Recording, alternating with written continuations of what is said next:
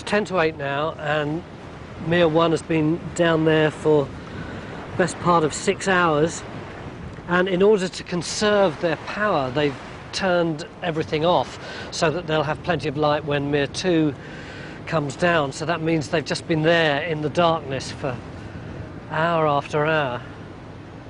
Lord knows what they've been doing, and still there is no sign of Mir 2 being launched. And there's a big debate going on now between the people who are running the boat, who say they don't want it to be launched now because it'll mess up their shift patterns and they'll be working through the night, and the techies who say that if we don't launch now, then the whole day will have been wasted.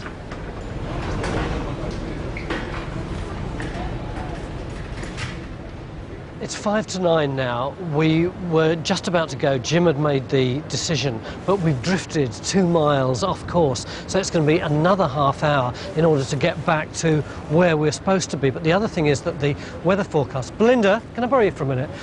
What did they say the weather forecast is going to be? The weather forecast is, it's forecast or predicted between 2 o'clock and 4 o'clock in the morning that a whole series of weather systems will come together, several low pressure systems, several frontal zones, and that will create weather, a 2-hour approximate sort of window of 30 to 35 knots, 2.5 metres swell, another metre of sea on top of that, so something like 3.5 metres, wind, lightning, and lots of excitement.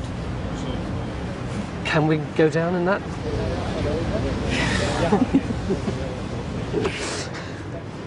Carl has been stuck on this boat for hours now, waiting to go out. Carl, have a word.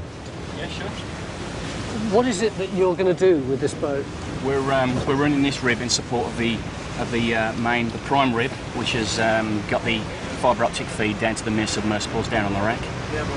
We've had a few technical problems, but we've managed to clear the technical problems now. Unfortunately, it looks like there's a weather front coming in now, so...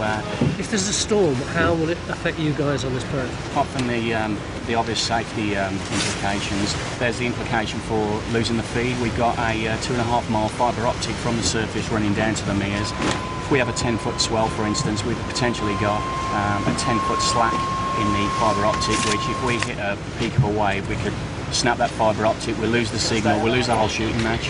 And there's thunder and lightning out there too? Well, it's forecast, and we're hoping that it's going to pass us by, but yeah, it's certainly a possibility. So what would happen if it hit the fibre optic? Well, if it hits the fibre optic, it's going to take the fibre optic out, but you know, we're here to do a job. We're taking a calculated risk. We've got to get the job done, and we're going to go for it.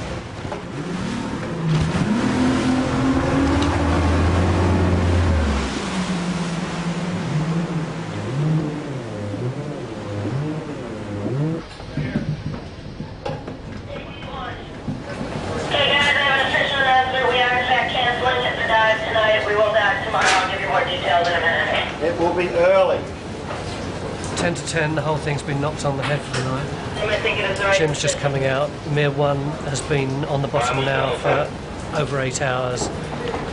No light, no power, waiting for something that isn't going to happen. It's like a shuttle launch, you know. You get all keyed up, you get in there, you're all installed, you're ready to go. Stacked on the pad, ready to go. And then Thunderstorm comes in and they scrub. it's the same deal. All right. Alrighty, let's get everyone, make sure we get attack everyone at dawn. early night. 12 hours on the ocean floor, and Mir 1 safely recovered after a completely wasted day.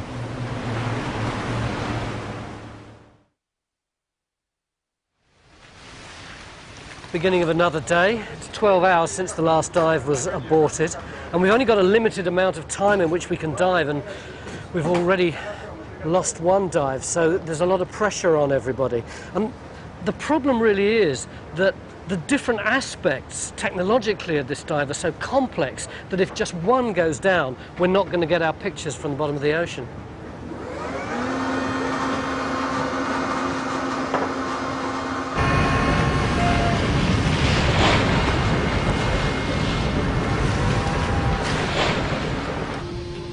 After a 28-hour delay, Jim finally launches in Mir 2.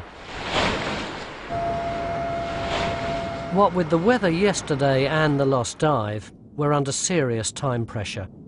So Jim's next dive is going to be really ambitious. over 12 hours and targeting lots of areas that could yield amazing artifacts. All right, this is the grand staircase right here coming up. And there it is. You're looking right down into the curve of the A deck level.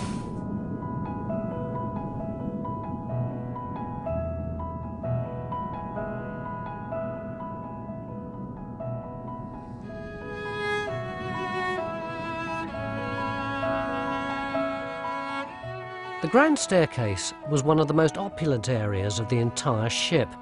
Made of pale English oak, it extended down from the boat deck to E deck. With finely carved balustrades and mouldings, it was the main thoroughfare for the first-class passengers. Not a trace of the staircase remains, just a gaping hole that provides easy access for the bots. Jim's convinced that the staircase hasn't rotted away, but instead was ripped from the stairwell with the immense hydraulic forces created when the ship was inundated.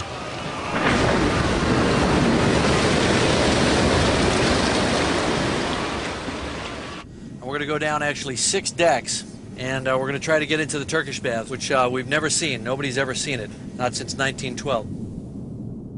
Jim's first target, the Turkish baths, are below the bottom of the grand staircase on F deck. The baths are tantalising, as only one photograph exists showing what they look like. But knowing that they contain teak furniture, brass and bronze light fittings, and were decorated with glazed ceramic tiles protected by steel walls, means this could turn out to be the best preserved room in the entire wreck. Considered the height of decadent luxury in their day, the Turkish baths didn't meet with everyone's approval. One first-class passenger, Mrs. Daisy Spedden, who survived the disaster, was less than thrilled with the experience. "It will be my first and my last," she said. "I've never disliked anything as much in my life." Door to the Turkish baths is just ahead to the left. But is it closed or is it just ajar? Oh, it looks like access into something. Now I feel like, you know, the archaeologists that found King Tut's tomb, you know, what it must have felt like to them. Tell them we're in the Turkish baths and we see the tiles. We are in the Turkish baths and we see wall tiles. You guys made the call. Look at the quality of preservation. Yeah, Ken called it totally. The preservation of this room is unreal. Unbelievable. Look at this. Oh, there's one of the beds. Yeah, look, there's recliners. one of the lounges. Now, I guess these are more of the chaise. Look at that one, it's intact. Talk about deck chairs on the Titanic. Unbelievable. Oh, man. This room is really frustrating, not just for me, but for all the archaeologists. So near, and yet so far.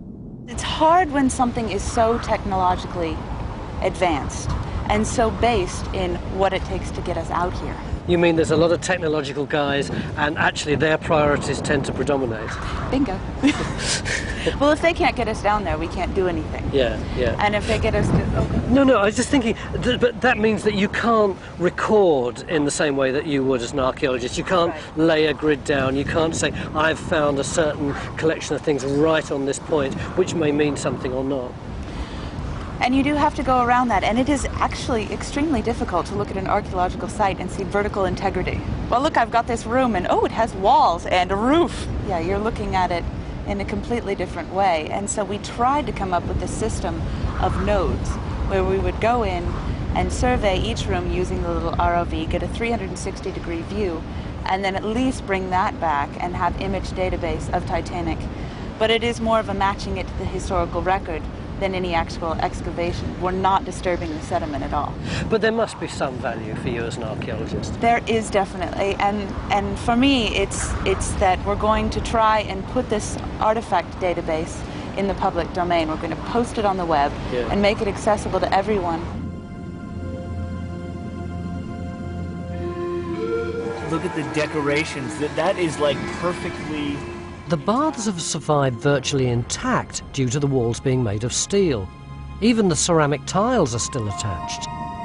Oh, look at that. The designers were obviously trying to create a Moorish feel to the place. Tiled peacock bird motifs alongside highly ornate carved wood domes and finials. Teak's the only wood known to survive on Titanic. The treated hardwood seems to be immune to decomposition. Oh, look at the preservation of the woodwork. Even the Star of David carvings underneath the half dome are still sharp and visible.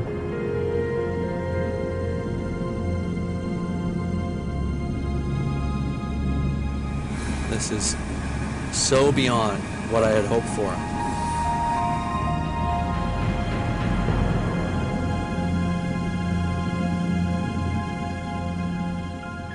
Despite our look but don't touch approach, there are some people who maintain that Titanic should be completely left in peace. After all, 1,500 people died in the disaster. Some people look upon Titanic as a memorial that should have never been touched, never been disturbed, and indeed some people think it should never have even been found or photographed. There's quite a large spectrum here from those extremes to the other extreme, which is, salvage everything you can from the site, recover and preserve and restore and conserve as much as you can, because Titanic is slowly deteriorating and collapsing, and inevitably this is true.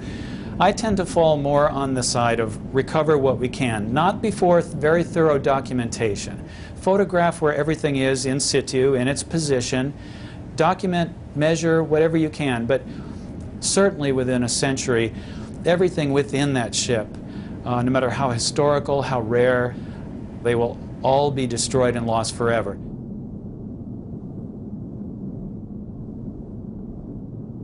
We must learn from Titanic, not only the arrogance of man going too fast and striking the iceberg, but also that we're above Mother Nature, above the bacteria and deterioration.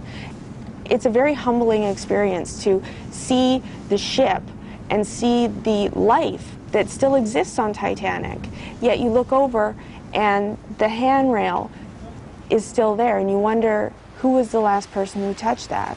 So it's a very intricate dance between science and history. Down below, Jim's engaged in a dance of his own as he tries to untangle his tether and penetrate even further into the wreck. Jim has just come out of the stairwell at the sea deck level, and he's looking to starboard here and a little bit forward. And just out of frame to the right is the purser's office. In fact, right in front of us here, on the right a little bit, is what we believe is the first-class safe. A big iron object there. You can see all the rusticles dripping off of it. The purser safe is going to have all the passenger jewelry in it because you didn't lock your cabins in 1912. And you could have your steward lock it, but it was easier if you just went to the purser, gave him your valuables, and asked him to store them, and then you would go and retrieve them if you needed anything. If you wanted on Sunday night to dress up, you go get your better jewelry or something like that. And supposedly it's all still in there. The ladies said they went and asked for their stuff, and they were told they couldn't have it.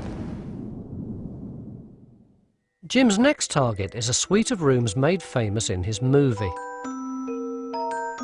Belonging in real life to the Strausses, an elderly American couple, their sitting room was where Leonardo DiCaprio painted Kate Winslet. We're heading aft, and the other side of this wall is the sitting room of a suite. And it was occupied by Isidore and Ida Strauss, and he was one of the founders of Macy's department store. And they were traveling together. They were elderly at this point by 1912 standards, in their early 60s, had been married 40 years. And when they went up on deck, she had the opportunity to get in one of the first lifeboats, and her maid got in, and she had like one foot in the lifeboat, stepped back, went to her husband and said, "We've been together for 40 years. Where you go, I go." And she wouldn't get into a lifeboat without him. And they ended up going down together.